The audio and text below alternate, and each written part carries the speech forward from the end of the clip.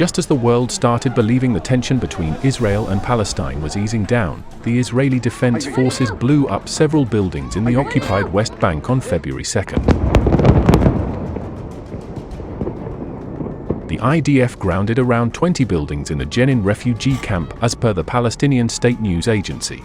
The demolition of the buildings was carried out in precise simultaneous explosions that reduced the buildings to ruins. The bombardment thrusts thick dust and smoke clouds into the sky, creating panic among the people. People could be seen running away as the deadly blasts occurred.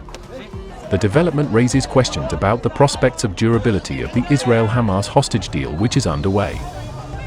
Negotiations are due to start by February 4th on agreements for the release of the remaining hostages and the withdrawal of Israeli troops from Gaza in a second phase of the deal, which is intended to lead to the final end of the war in Gaza. Israeli Prime Minister Benjamin Netanyahu is also expected to meet United States President Donald Trump on the same day, with the ceasefire in Gaza and a possible normalization of relations with Saudi Arabia as part of a post-war deal likely to be the focus.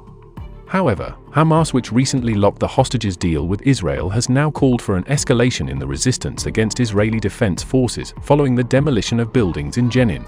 It is noteworthy that the Israeli forces have been conducting a massive operation for nearly 2 weeks in Jenin that the Israeli military says is targeted at local militants, including seizing weapon stockpiles.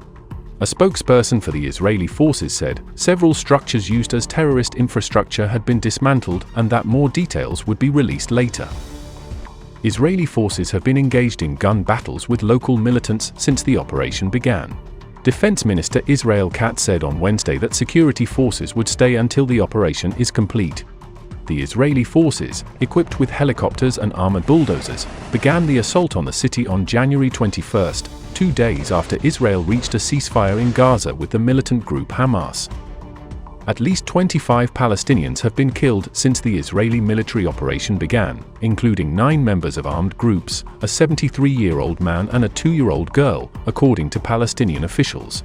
The Israeli military says it has killed at least 35 militants and detained over 100 wanted individuals.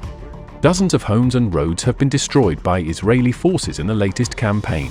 The Palestinian state news agency also said that a 27-year-old man had been killed on Sunday by Israeli forces raiding a refugee camp near Hebron.